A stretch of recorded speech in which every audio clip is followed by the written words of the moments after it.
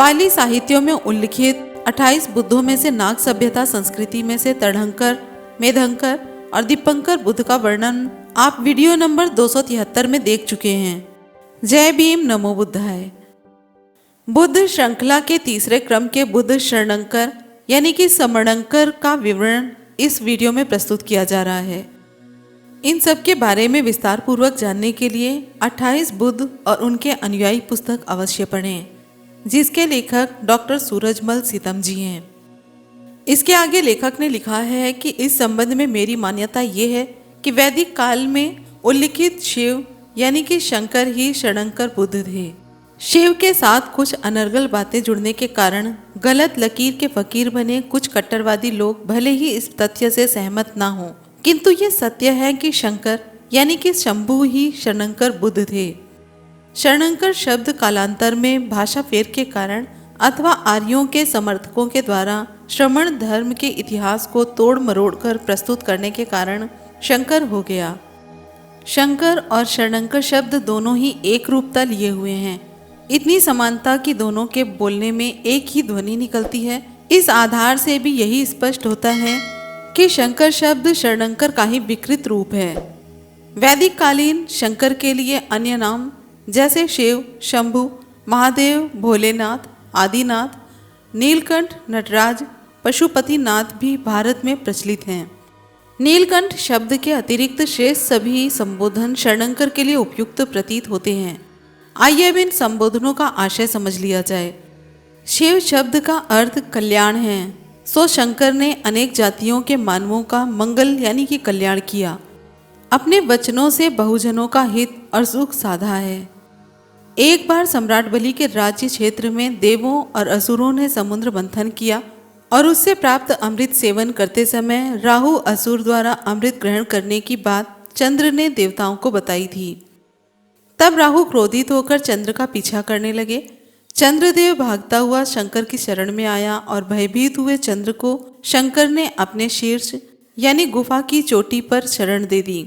शंकर योगी द्वारा दूसरा परहित कार्य तब का है जब भद्रकाली नामक अनार्य कन्या आर्यों का विनाश कर रही थी। तब भी शंकर ने भद्रकाली का क्रोध शांत करके आर्यों को विनाश से बचाया था। इन घटनाओं के कारण उन्हें शिव यानी कि कल्याणकर कहा गया। श्रमण धर्म के बुद्धों और श्रमणों की बहुजन हिताय, बहुजन सुखाय, उपकार तथा करुणा और मैत्री की ही नीति थी। जो भी उनकी शरणागत आया उन्होंने सदैव उस शरणागत की रक्षा की, उनका सदैव मंगल किया। संभवतः शरणागतों की रक्षा के कारण ही उन्हें शरणंकर नाम दिया गया हो। इन कारणों से भी शंकर यानी शिव योगी को शरणंकर कहना उचित प्रतीत होता है। शंकर शब्द का अर्थ भी शमन करने वाला होता है, जिसने स्वयं के अतिरिक्त शत्रुओं यानी कि काम, क्रोध, लोभ, राग और द्वेष को शमन किया हो। वह शमनकर यानी कि शंकर। जिसने जनता के दुखों, समस्याओं को शमन किया वह शंकर।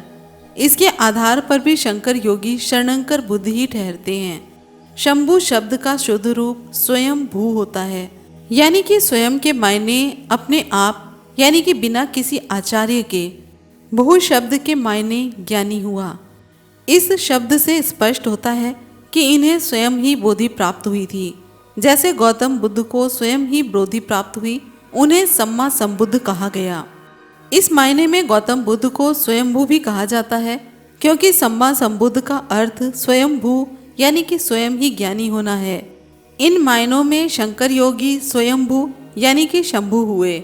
इस आधार से भी शंकर योगी शरणंकर ही होते हैं। शरणंकर के लिए प्रयुक्त होने वाला अगला विशेषण महादेव है, जिसका अर्थ होता है महान देव।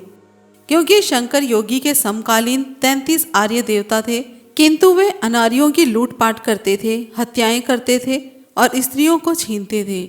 नदियों पर बने बांध तोड़ते थे, उनके किले तोड़ते थे।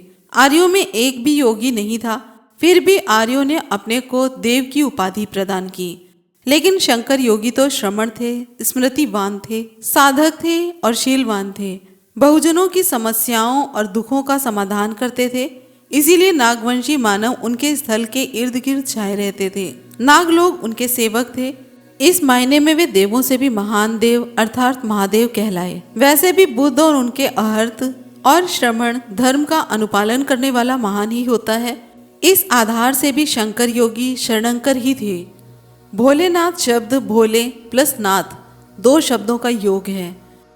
भोले यानी कि सीधे, यानी कि सज्जन, किसी से ना लड़ने वाले, किसी को बुरा ना बोलने वाले, बुरा ना देखने वाले, बुरा ना सुनने वाले और ना ही बुरा करने वाले। नाथ के मायने स्वामी, आचार्य, शास्ता, हिमायत करने वाला, सही मार्ग दर्शाने वाले। इस विश्लेषण से स्पष्ट होता है कि शरणंकर सज्जन, सीधे साधे, दुखी दरिद्र लोगों के रक्षक, स्वामी, गुरु थे। इसीलिए उनका नाम भोलेनाथ हुआ। आदिनाथ शब्द के 2 अर्थ होते हैं। एक बचपन से ही ब्रह्मचारी यानी कि योगी और दूसरा अर्थ उस काल का संस्कृति का अपूर्व योगी यानी कि प्रथम आदि आचार्य। इस संदर्भ में विद्वानों ने यह सिद्ध किया कि सिंधु घाटी में मोहनजोदड़ो और हड़प्पा सभ्यता के मूल निवासी लोग अनार्य थे, जिन्हें कि असुर भी कहा जाता था। इन असुरों में नाग, दास, दस्यु, पणि, द्रविड़ आदि जातियां सम्मिलित थी। उस समय नागवंशी शंकर नागवंशियों के आदि बुद्ध हुए। इसीलिए नागवंशियों ने अपने उन स्वामी यानी कि आचार्य को आदिनाथ का संबोधन प्रदान किया। इस आधार से भी शंकर नाम के योगी शरणंकर ही सिद्ध होते हैं। किंतु अनार्य विरोधी आर्यों ने इनके साथ अनावश्यक और अश्लील कथाएं जोड़कर इनकी छवि को धूमिल कर दिया। आज अनार्य वंशज लकीर के फकीर, भेड़चाल वाले चिंतक लोग भी इसी धूमिल स्वरूप विश्वास करने के कारण उन्हें प्रथम बुद्ध नहीं स्वीकारते।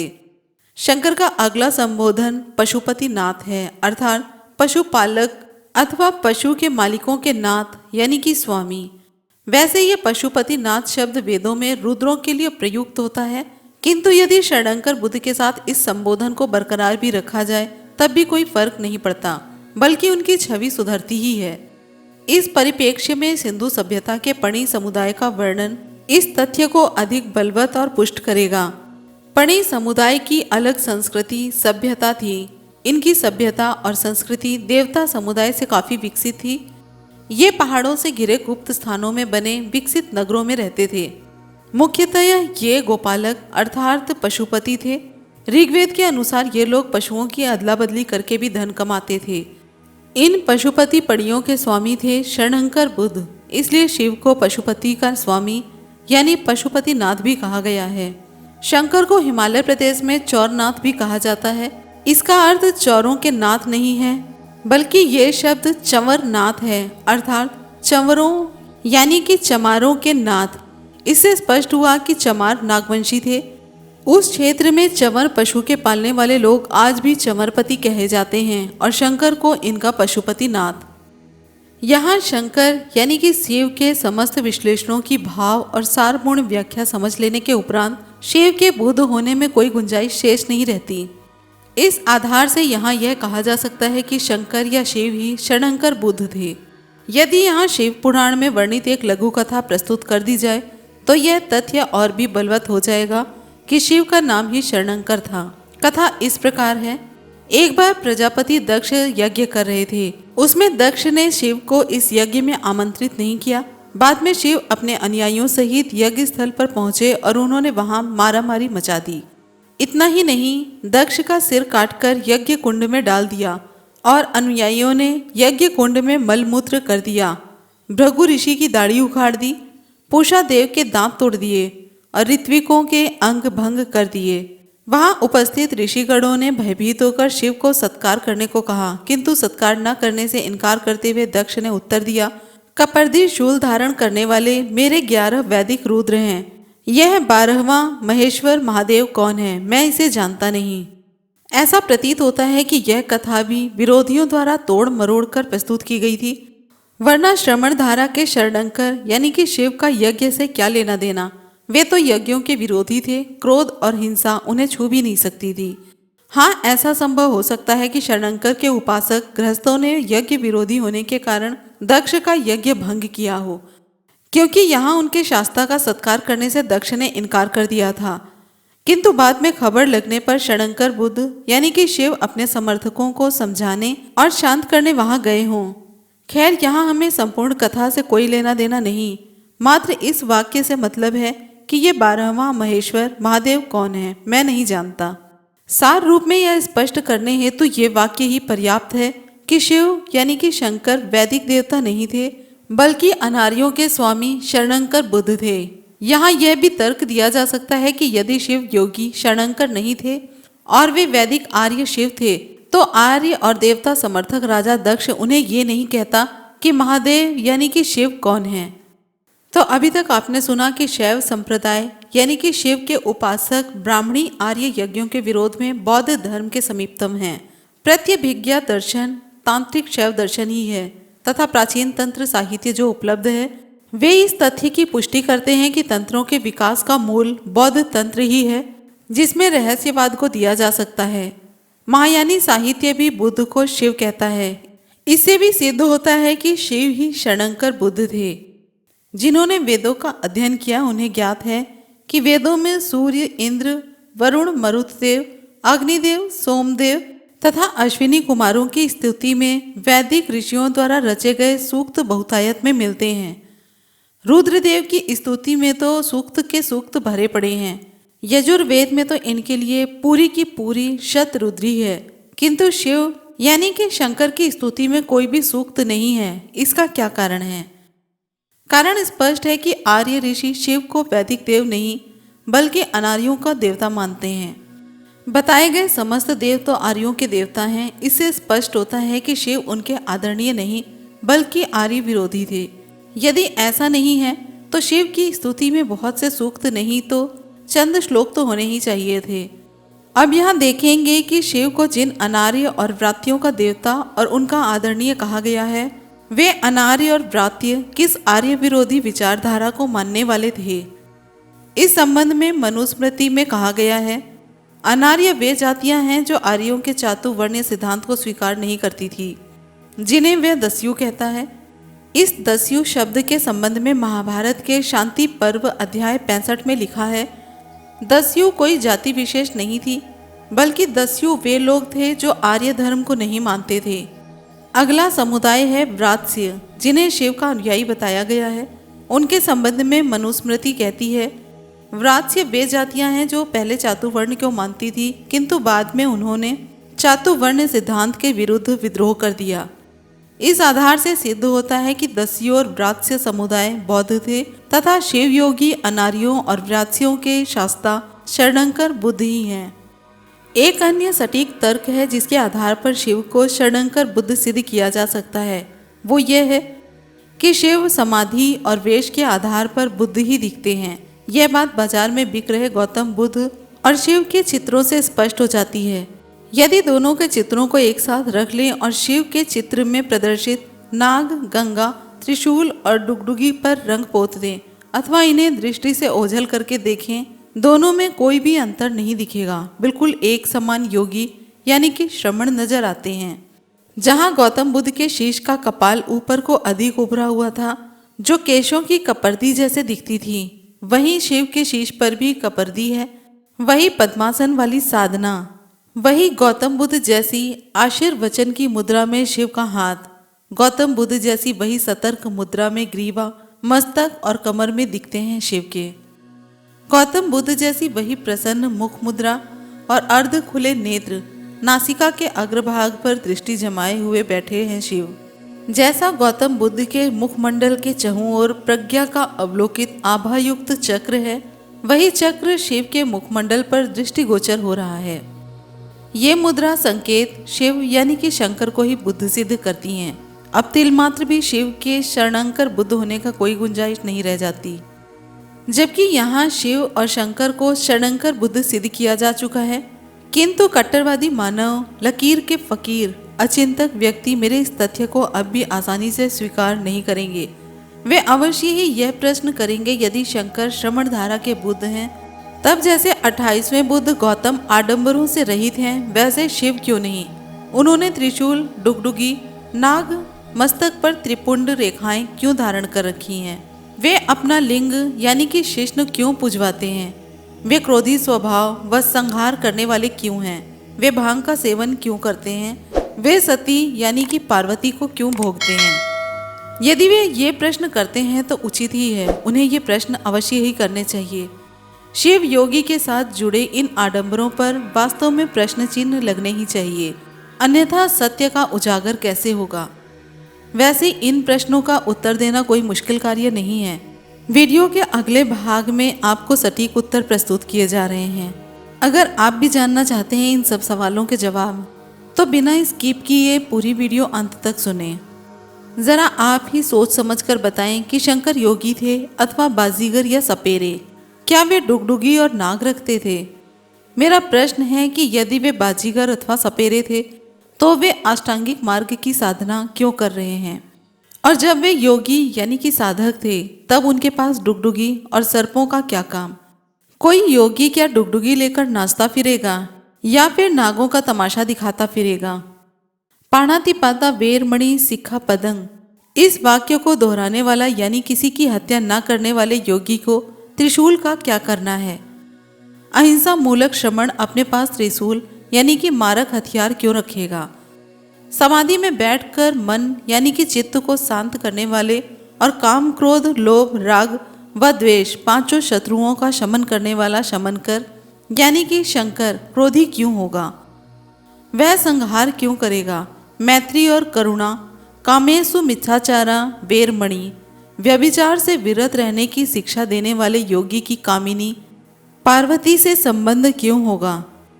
यहाँ पर लेखक यानी कि डॉक्टर सूरजमल सितम लिखते हैं कि मेरा कहना है कि जिसने तृष्णा यानी कि कामना को जीत लिया है वह समस्त नारी समाज को आयु अनुसार माता, बहन, बेटी मानता है। उसके लिए वासना का प्रश्न ही नहीं उठता। जो काम विजित योगी है वह अपने लिंग को उत्तेजित होने ही नहीं देते, फिर लिंग को जल से ठंडा करने का क्या अभिप्राय?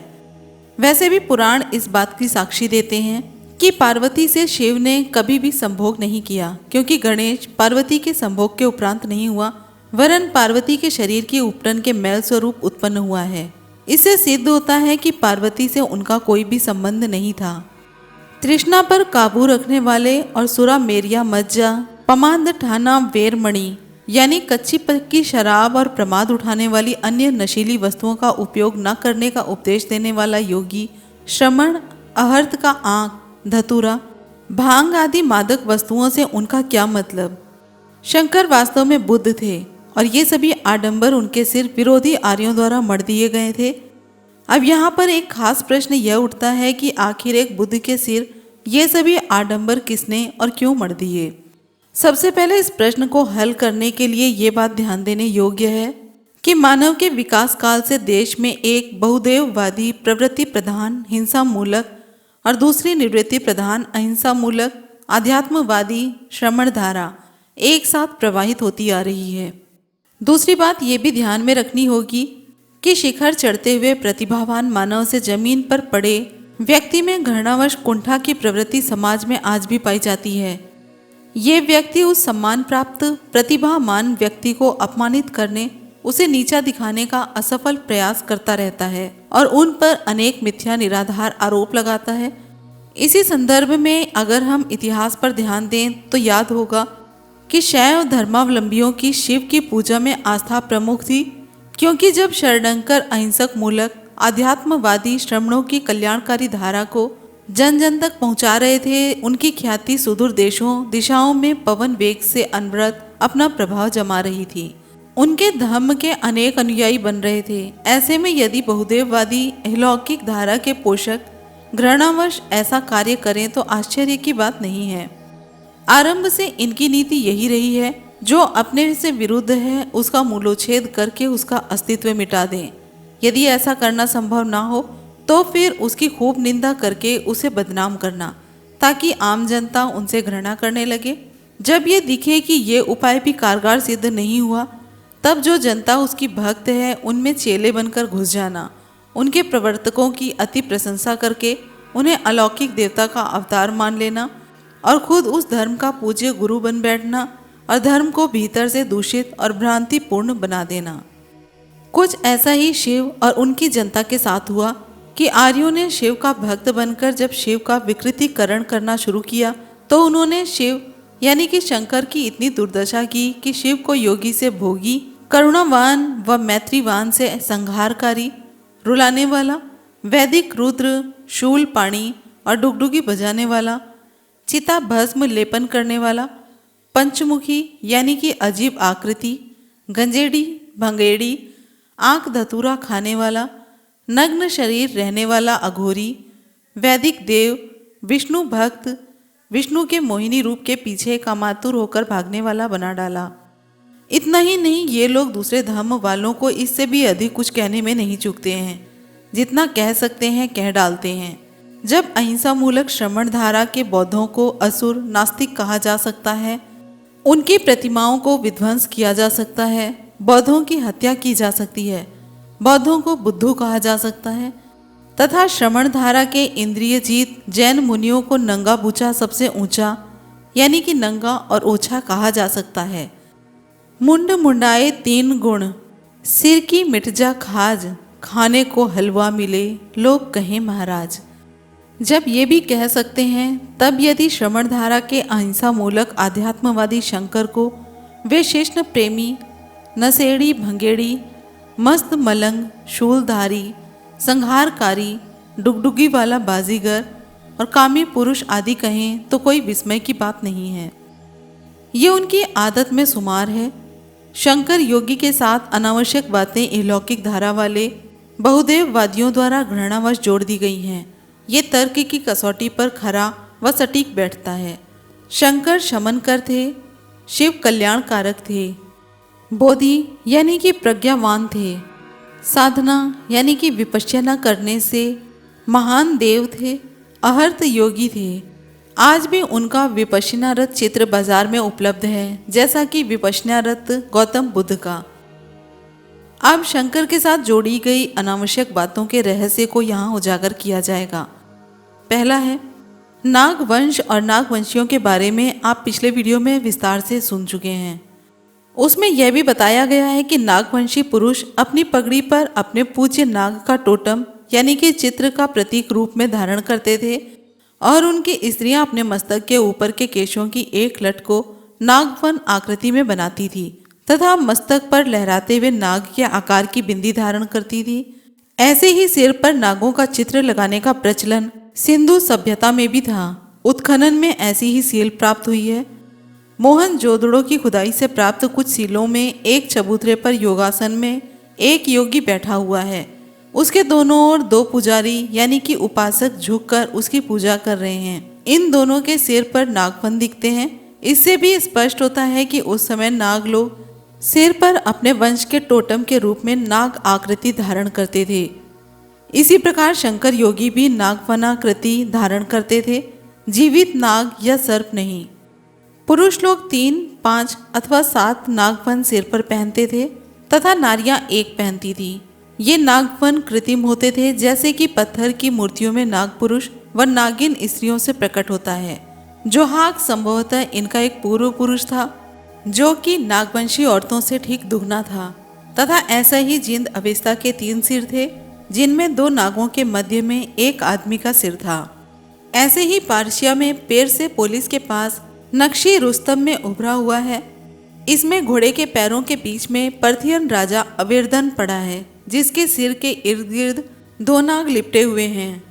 ऋग्वेद में त्वष्टा के बेटे विश्वरूप का वर्णन है, जिसको तिसिरा कहा जाता था। अवेस्ता और त्रिशिश दोनों एक ही हैं, क्योंकि अवेस्ता के पास में दाहक को त्रिमुखा और त्रिशिरा कहा है। इससे यह निष्कर्ष निकलता है कि त्रिमुख या त्रिशिरा का आशय एक आदमी का सिर और 2 नागों का सिर यानी कि फन है। इतनी बातों से ये स्पष्ट होता है कि उस समय के नागवंशी स्त्री पुरुष अथवा राजा या श्रमण लोग अपनी वंशी के टोटम नाग के चित्र को नागफन के रूप में सिरों पर धारण करते थे। चूंकि शंकर यानी कि शिव भी नागवंशी थे, इसीलिए वे भी सिर पर यानी कि कपर्दी पर नागफन का चित्र धारण करते थे। वे अपने गले में सांप नहीं पहनते थे, बल्कि वे सिर पर नाग यानी कि सांप की फन की आकृति धारण करते थे, क्योंकि ये उनके नागवंशी होने का टोटम रूपी पहचान था। अन्यथा सांप यानी कि नाग जंतु से उनका कोई वास्ता नहीं था। किंतु आर्यों की सोच वाले चित्रकारों और शिल्पकारों ने शंकर जी के कंठ और बाजुओं में नाग जंतु लिपटे दिखा दिए। अब प्रश्न यह उठता है कि शिव द्वारा धारण करने वाले नाग टोटम को शब्दों के बिना यदि कोई व्यक्त करना चाहे तो कैसे व्यक्त करे। इसका मात्र एक ही रास्ता था कि चित्रकार और शिल्पकार उस मूर्ति में नाग का चित्र बनाकर चित्रित करे। शिल्पकारों ने जब पत्थर को काटकर शिव की प्रतिमाएं बनाई तो नाग टोटम को शिव की मूर्ति में नाग के रूप में दिखाया। यही देखकर साधारण लोग ये मानने लगे कि शिव के सिर पर नाग जंतु खड़ा है। जब चित्रकारों का युग आया तब उन्होंने बची कुची कसर भी पूरी कर दी। उन्होंने शिव की मानवीय रंग त्वचा बना दी और नाग की नाग जैसी वास्तविक त्वचा। इसे शिव के द्वारा धारण किए गए नाग टोटम से जीवित नाग जंतु होने का भ्रम पड़ गया। अब हम बात करेंगे शंकर के साथ जोड़ी गई अनावश्यक बातों के रहस्य नंबर 2 के बारे में। अब शिव के पास बैठे वृषभ यानी कि बैल पशु के तथ्य का उचित रूप दर्शाने का प्रयास करते हैं। जन साधारण की आम धारणा यह है कि वह वृषभ शिव की सवारी है जिसका नाम नंदी या नादिया है। तो इस बारे में यहाँ पर लेखक का विचार ये है कि करुणावान और मैत्रीवान श्रमण किसी निर्वाक पशु पर सवारी नहीं कर सकते। हो ही नहीं सकता है कि कोई श्रमण पशुओं को इतना दुख दे। वे तो सभी प्राणियों पर मैत्री और करुणा करते हैं, उन्हें अपने जैसा मानते हैं। अब देखना यह है कि पशु वृषभ यानी कि नंदी था या फिर कोई और। इसी संबंध में वाल्मीकि रामायण में वर्णन आया है। भगवान शंकर के नंदीश्वर नामक पार्षद लंकेश यानी कि रावण के पास आ पहुंचे, जो देखने में काली अंग वाली कांति और पिंगल वर्ण वाले थे। वे नाटे यानी कि छोटे कद के विकट रूप वाले थे। उनका मस्तक मुंडित और भुजाएं छोटी छोटी थी। वे बड़े बलवान थे। इससे स्पष्ट होता है कि नंदी पशु नहीं बल्कि छोटे कद के अनार्य इंसान थे और उनका सिर मुंडा हुआ था। अर्थात नंदीश्वर शीश मुंडे भिक्षु थे। जैसे गौतम बुद्ध के लिए बौद्धों द्वारा भगवान शब्द प्रयोग किया जाता है, ऐसे ही इस श्लोक में शंकर के लिए भी भगवान शब्द का प्रयोग किया गया है। इस आधार से भी शंकर योगी शरणंकर बुद्धि ही सिद्ध होते हैं। वृषभ यानी कि बैल के संबंध में वाल्मीकि रामायण नया रहस्य इस प्रकार उजागर करती है। मंत्रियों के ऐसा कहने यानी कि समझाने पर दशमुख रावण ने वृषभ ध्वज को प्रणाम करके नाना प्रकार के स्रोतों तथा उनका स्तवन यानी कि स्तुति गान किया। इस तथ्य से यह निष्कर्ष निकलता है कि शिव के विहार के समीप वृषभ यानी कि बैल के टोटम का ध्वज लगा हुआ था, जिसे महामना रावण ने नमन किया था। आपने पिछले के वीडियो में भी सुना कि अनार्य लोग टोटमवादी थे। अनार्यों के टोटम नाग, मोर, रीछ, वानर आदि होते थे। इससे यहाँ प्रतीत होता है कि अनार्यों का एक टोटम वृषभ यानी कि बैल भी था। किंतु लेखक सतनाम सिंह हिमाचल वासी शिव स्थल के पास रहने वाले पशु को वृषभ नहीं मानते। उनका कहना है कि ये पशु चंवर यानी कि गाय है। संभवतः इसी आधार से चंवर वंशी भी शैव उपासक कहे जा सकते हैं। उन्होंने लिखा है कि हिंदू ग्रंथों में शिव का संदेश कैलाश से बताया जाता है, यानी कि वे कैलाशवासी थे, इसीलिए उनको कैलाशपति भी कहते हैं। कैलाश पर्वत का मूल पशु वहीं पाए जाने वाला याक पशु है। कैलाश पर्वत याक पशु का प्रिय पर्वत है। इसके शरीर पर लंबे लंबे बाल होते हैं। पूंछ छोटी किंतु झब्बेदार बालों वाली होती है। इसकी टांगों पर भी लंबे लंबे बाल होते हैं, किंतु इसकी पीठ में गाय अथवा बैल जैसा कोबड़ नहीं होता। यह पशु सामान ढोने के काम आता था, आज भी आता है। लद्दाखी लोग इसका दूध पीते हैं। इसके गोबर से ईंधन बनाते हैं। इसकी चमड़ी, बाल, सींग आदि से उपयोगी वस्तुएं बनती हैं। याक को छंदस पाली भाषाओं में प्राचीन काल में चंवर कहा गया है। नर पशु को चंवर और मादा पशु को चंवरी कहते हैं। ये असुरों का बेहद उपयोगी पशु था और असुरों की जाति का टोटम भी था। मनुस्मृति में भी चमरी पशु का वर्णन आया है। इन बातों से यह निष्कर्ष निकलता है कि शिव अनार्य थे और कैलाशवासी थे। अनार्य असुर ही थे। कैलाश पर पाया जाने वाला चंबर चमरी पशु असुरों का जातीय टोटम था। संभवतः जातीय टोटम वाले ये असुर चंवर पशु पालते थे, इसी मायने से ये लोग पशुपति थे। ऐसा प्रतीत होता है कि शिव यानी कि शंकर भी चंवर पालक परिवार से थे, इसलिए वे चंवर पालने वाले पशुपतियों के नाथ यानी कि पशुपति नाथ कहलाए। इसी कारण कैलाश शिखर में शंकर जी के विहार के स्थल पर लगे ध्वज पर चंवर यानी कि नर पशु का जातीय टोटम छपा था। मैदानी क्षेत्रों में पाए जाने वाले बैल वृषभ का नहीं, जिसका वर्णन वाल्मीकि रामायण के उत्तरकांड सर्ग नंबर 16 श्लोक 34 में मिलता है, जिसे कि आप भी देख सकते हैं। अब हम बात करेंगे तीसरे रहस्य के बारे में। शिव के साथ अनावश्यक रूप से जोड़े गए तीसरे तथ्य डुगडुगी और तांडव नृत्य के रहस्य को सुलझाने का प्रयत्न करते हैं। तो पहले ही बताया जा चुका है कि सम्यक समाधि में यानी कि विपश्यना करने वाले श्रमण शंकर का डुगडुगी और उसके ताल पर किए जाने वाले तांडव नृत्य से कोई भी संबंध नहीं था। इस संबंध में लेखक चंद्रिका प्रसाद जिज्ञासु लिखते हैं, तांडव नृत्य को गंधर्व विद्या का एक अंग माना गया है, परंतु अभिनव गुप्ता ने नाट्य शास्त्र की टीका में बताया है कि तांडव नृत्य का आचार्य तंडु नामक व्यक्ति से है, जिसका दूसरा नाम नंदी है।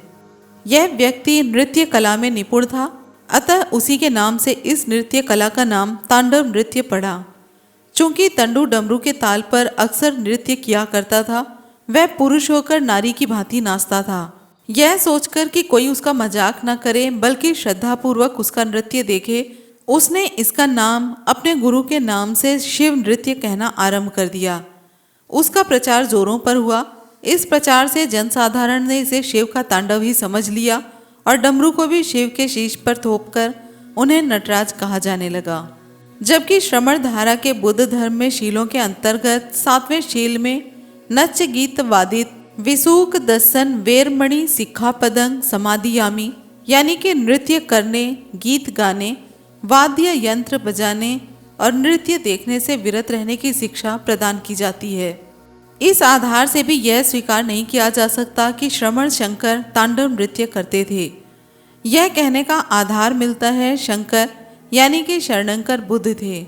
विरोधियों द्वारा उनकी छवि धूमिल करने के ध्येय से इस डुगडुगी और तांडव नृत्य को शरणंकर के सिर थोप दिया गया। अब बात करेंगे चौथे रहस्य के बारे में। यह तथ्य शिव का त्रिशूल धारक होने के संबंध में है। बाजार में जितने भी चित्र मिलते हैं सभी में शिव यानी कि शंकर के पास त्रिशूल खड़ा दिखाया जाता है, जबकि योगी शंकर का इस हिंसक हथियार त्रिशूल से कोई भी संबंध नहीं था। इसे भी विरोधियों ने शंकर के सिर थोप दिया है। वीडियो नंबर 271 में आप सुनेंगे 28 बुद्धों के नाम। यहाँ ये भी जान लेना अनिवार्य है कि 27 बुद्धों ने भी बोधि प्राप्त की और धम्म का प्रचार प्रसार किया था, किंतु यथार्थ ये है कि 28वें बुद्ध गौतम ने धम्म को अधिक व्यवस्थित करके, वैज्ञानिक करके और विस्तृत करके प्रस्तुत किया था। इससे पूर्व बुद्ध धम्म मूल मर्यादाओं पर ही आधारित था। कहने का आशय यह है कि उस समय असुर यानी कि अनार्य लोग अदिन्न दाना यानी कि चोरी, डकैती, राहजनी से दूर थे। एकशील मूसावादा, चुगली, निंदा, अहितकर वचन बोलने की खामी नहीं थी। अतः शेष 3 शीलों पाणातिपाता वेरमणि यानी हिंसा से दूर रहो, कामेसु मिच्छाचारा वेरमणि यानी व्यभिचार करने से विरत रहो, और सुरा मेरिया मज्जा पमाद ठाना वेरमणि सिक्खा यानी कि कच्ची पक्की शराब, भांग आदि पागल बनाने वाली वस्तुओं से विरह रहने की शिक्षा बुद्धों ने प्रदान की थी। इससे यह आधार प्राप्त हुआ है कि तीसरे बुद्ध शरणंकर यानी कि शंकर ने भी तीनों शीलों का प्रचार किया था, किंतु विरोधियों ने इन त्रिशूलों के स्थान पर उन्हें त्रिशूल धारण करने की अफवाह फैलाई। इस प्रकार शिव के विरोधियों ने शिव को त्रिशूल धारक बताकर यह सिद्ध करने का प्रयास किया कि शिव त्रिशूल से मारामार मचाते थे, जनता का संहार करते थे। कैसी विडंबना है! अहिंसक व्यक्ति को अहिंसक शिक्षा प्रदान करने वाले श्रमण को हत्यारा सिद्ध कर दिया। जिसने क्रोध को जीता था उसे ही भारी क्रोधी यानी कि रौद्र रूप वाला बता दिया। इतना क्रोधी कि तीसरी आंख खुलते ही सामने वाले को भस्म कर दे। जिस तीसरी आंख को विद्वान आलोक चक्षु, दीप चक्षु कहते हैं, विरोधियों ने उसे क्रोध चक्षु बता दिया। जिस ज्ञान चक्षु के खुलने यानी कि प्राप्त होने पर मानव ज्ञानी बन जाता है, वह अपना अनुपम ज्ञान बरसाने लगता है, असीम करुणा बरसाने लगता है, अतुल्य मैत्री की वर्षा करने लगता है। विरोधियों ने उस ज्ञान चक्षु को क्रोध संहार बरसाने वाला कह दिया। अब हम बात करेंगे 5वें रहस्य भांग के बारे में। इन विरोधियों ने सुरा मेरिया मज्ज पमाद ठाना वेरमणि का संकल्प लेने वाले और जन को नशा न करने की शिक्षा प्रदान करने वाले शंकर को उसकी शिक्षा के विरुद्ध परले दर्जे का नशेड़ी, भंगेड़ी और गंजेड़ी बतलाया। आंख धतूरा और ना जाने क्या क्या पीने वाला कह डाला। इन्होंने इस संबंध में गीत भी रच डाले और बिना सोचे समझे एक ने कही और दूसरे ने मानी, बन गए सबसे ऊंचे ज्ञानी। कितना बढ़ा चढ़ा के वर्णन किया है शिव को भंगेड़ी बताने का। भला कोई मानव एक बाल्टी भांग पी सकता है, वो भी नीलकंठ पर्वत पर चढ़ के। कहाँ कैलाश पर्वत और कहाँ नीलकंठ, कितना बड़ा फासला। कहने से पहले कुछ तो सोच लेते। इन बेबुद्धि वालों ने शंकर पर भांग पीने का तथ्य थोप दिया और गृहस्थ लोग स्वयं भी भांग का नशा करने पर तुल गए। पुरुष तो पुरुष, भांग पीने में नारियां भी पीछे नहीं रही। अब हम बात करेंगे छठे रहस्य के बारे में। शंकर के विरोधी शिव की धम्म शिक्षाओं के इतने विरुद्ध हो गए कि कामेसु मिच्छाचारा वेरमणि, यानी कि नारी के संपर्क करने की कामना से दूर रहो, इस शिक्षा पर चलने वाले ब्रह्मचारी श्रमण शरणंकर बुद्ध का विवाह भी करने की बात जोड़ दी। एक नहीं 108 बार विवाह करने का झूठ बोला। यहाँ पर आप सभी दर्शक ही जरा सोच कर बताएं कि यदि शिव की आयु 300 वर्ष भी मान लें तो 3 वर्षों में एक नारी बदलने का औसत समय हुआ। विरोधियों ने शिव को प्रति 3 वर्षों में नई नई नारी भोगने वाला बता दिया। यदि आप किसी सीधे सज्जन से शत्रुता निकालें तो बदनाम करके ही निकाल सकते हैं। उसमें जो ऐब ना हो उसे उसी व्यसन में बदनाम कर दो। जब 100 व्यक्ति एक ही बात कहेंगे तो वह सत्य मान ही ली जाएगी। ठीक यही किया शिव के विरोधियों ने शिव के साथ। भूत प्रेत पिशाच शुक्र शनिश्चर आदि लोगों को उनके बाराती बताया गया। बारातियों द्वारा भोजन की मात्रा में भी बड़ा झूठ बोला गया।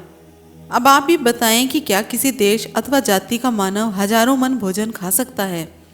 अब यह भी देखें कि बौद्ध विचारधारा के विरोधी ब्राह्मण तुलसीदास ने शिव के समर्थक असुरों के रंग रूप शक्ल और आकार को कितना विकृत करके प्रस्तुत किया है।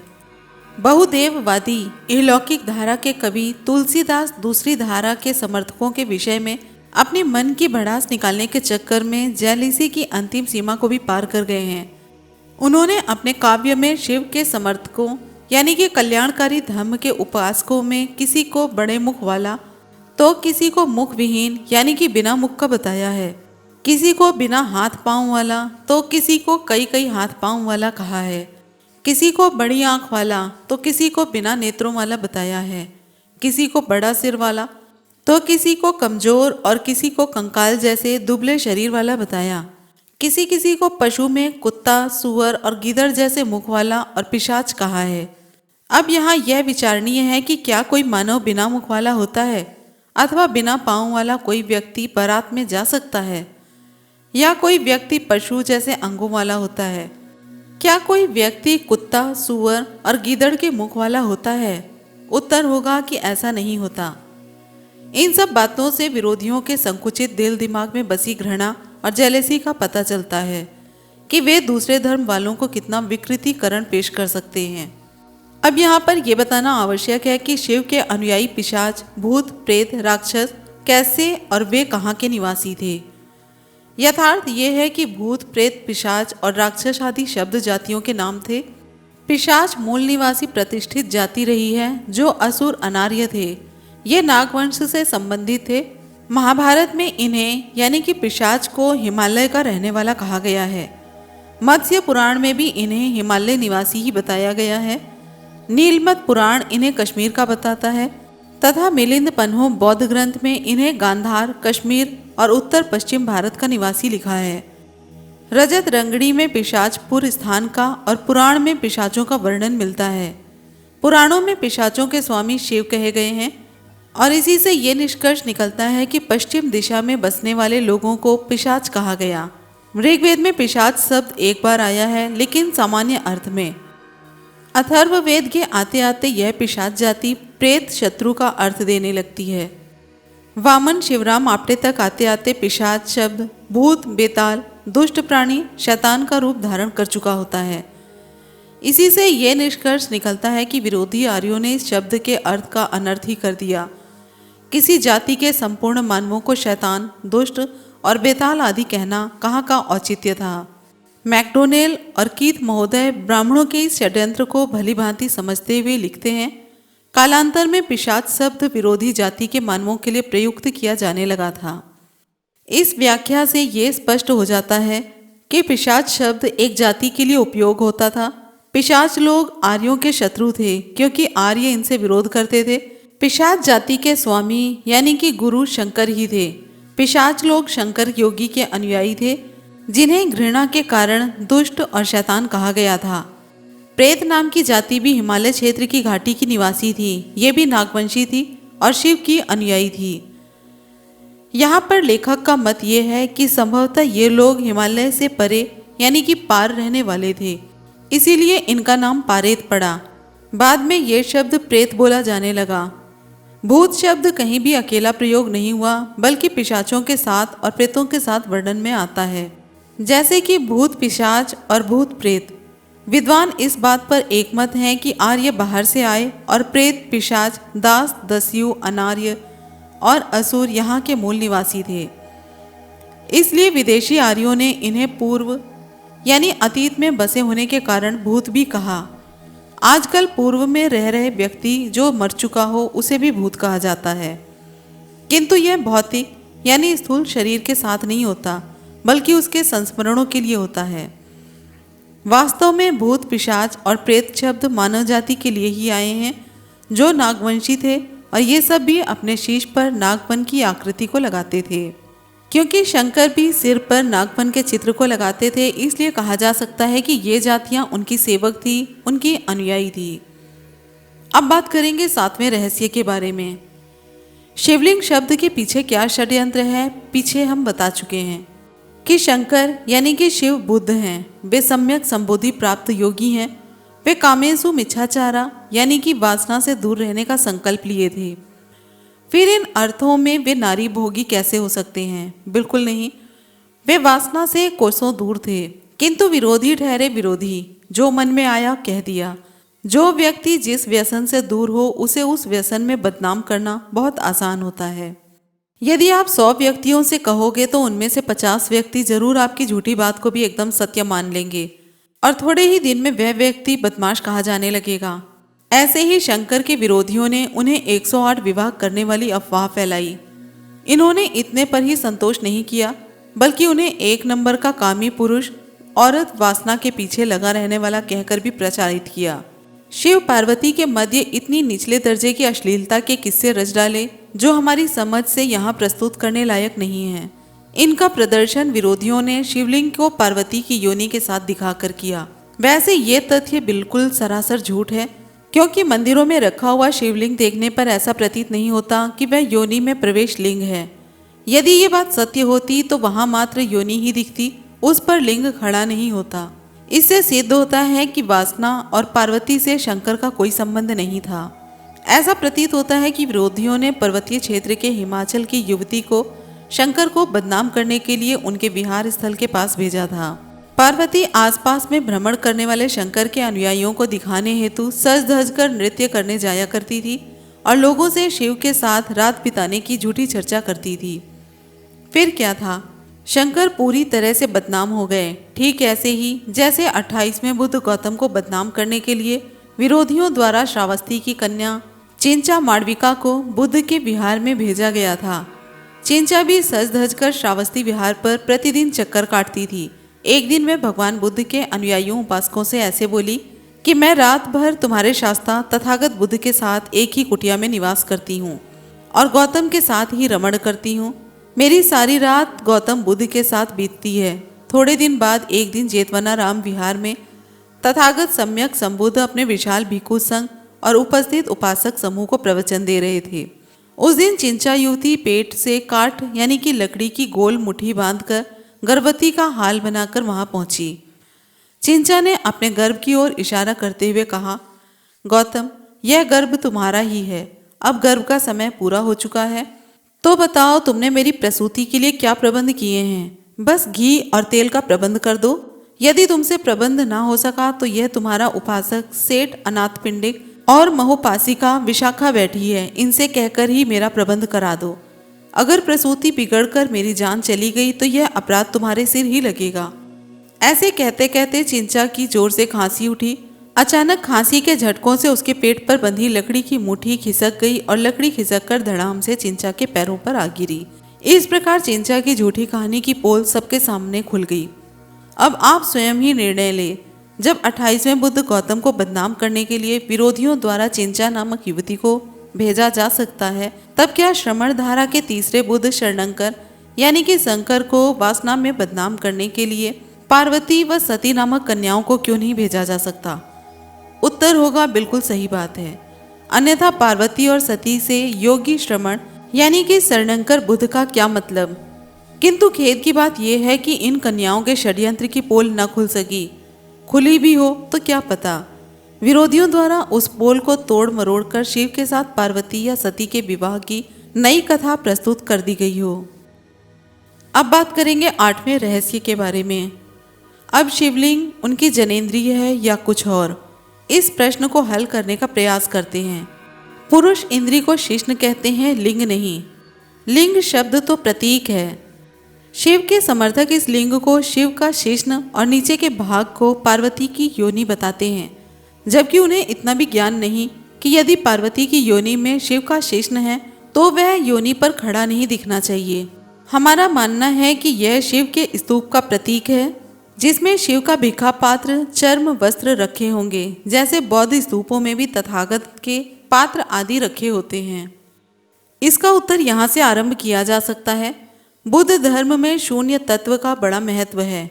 शून्य शब्द बौद्ध वाङ्मय में बहुत प्रचलित हुआ है। सर्वविदित है कि शून्य यानी कि जीरो गोल ही है। शून्य किसी भी अंक के साथ लगकर उसका मानक बढ़ा देता है, किंतु अपने आप में वह खाली है।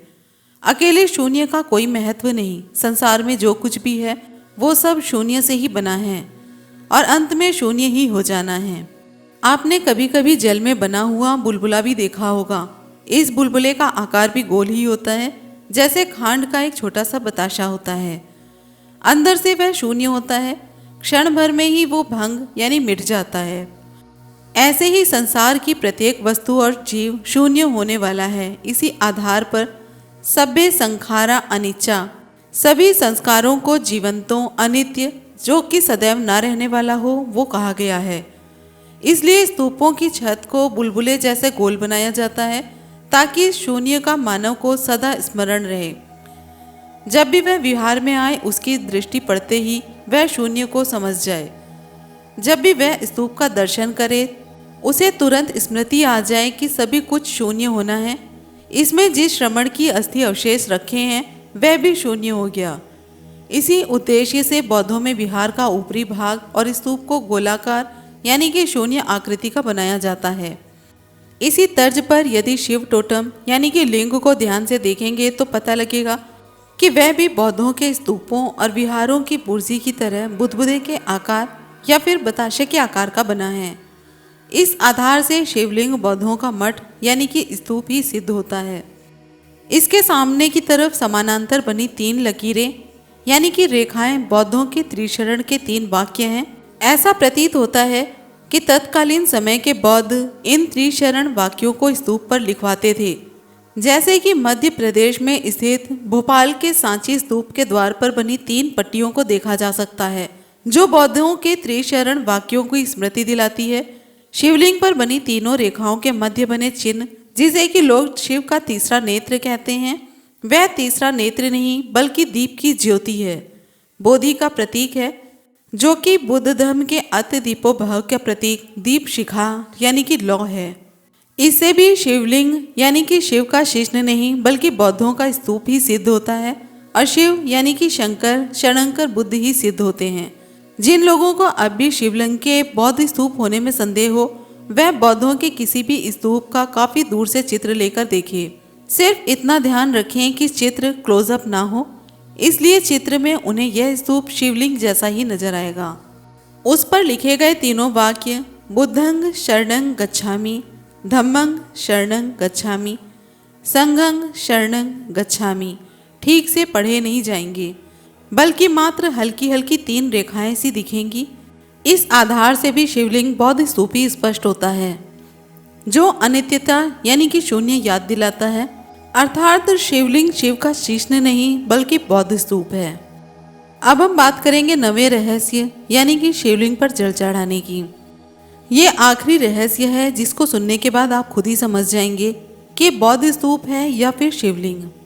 यह तथ्य भी श्रमण धारा के विरोधियों का षड्यंत्र प्रतीत होता है। आज भी देहात में ये कहावत प्रचलित है कि जिसे भुलाना हो अथवा जिस रेखा को मिटाना हो उस पर पानी डाल दो। जब किसी गांव में किसी लड़की के गलत कदम उठाने की चर्चा होती है तो लोग कहते हैं, अरे छोड़ो, इस बात पर पानी डालो, यानी कि बात को भुला दो। ठीक इसी अर्थ में अहिंसा मूलक, निवृत्ति प्रधान, अध्यात्मवादी शिव की विचारधारा का नामो निशान मिटाने की नियति से प्रवृत्ति प्रधान, हिंसा मूलक बहुदेववादी लोगों ने शरणंकर बुद्ध द्वारा निर्धारित स्मृति चिन्ह शिवलिंग यानी कि स्तूप पर पानी डालने की प्रक्रिया आरंभ कर दी, जिससे ये पानी पड़ते पड़ते गल जाए, गिर जाए। कालांतर में इस रीति को पानी डालने के बजाय जल चढ़ाना कहने लगे। पानी डालना और जल चढ़ाना एक दूसरे के पर्याय शब्द हैं, दोनों का अर्थ एक ही है। शब्दों के जाल का करिश्मा देखिए आप। पानी गिरने के बजाय जल चढ़ाना कहने में कितना बड़ा परिवर्तन हो गया। और अर्थ से अनर्थ तब हुआ जब इस स्मृति चिन्ह से यह अश्लील तथ्य जोड़ दिया गया कि कामी शिव के उत्तेजित लिंग को ठंडा करने के लिए यह जल चढ़ाया जाता है। भला कहीं शेषन पर जल डालने से उसकी गर्मी कम होती है क्या? वह तो प्राकृतिक प्रक्रिया है जो कम ही नहीं हो सकती। जबकि करोड़ों मूर्ख लोग शिवलिंग पर जल चढ़ाने की प्रक्रिया को अंधाधुंध आज पर्यंत निभा रहे हैं, किंतु कभी भी अपने प्यासे माता पिता को जल नहीं पिलाते, उनका कहना नहीं मानते, उनकी सेवा नहीं करते। उन वृद्ध माता पिता की सेवा करके तो देखें कितना पुण्य मिलेगा, जीवन कल्याणमय ही हो जाएगा। वीडियो के बारे में अपनी राय कमेंट बॉक्स में ज़रूर लिखें। वीडियो पसंद आई हो तो लाइक कमेंट शेयर करें और चैनल को सब्सक्राइब करें। फिर मिलते हैं अगले वीडियो में। जय भीम, नमो बुद्धाय, जय संविधान।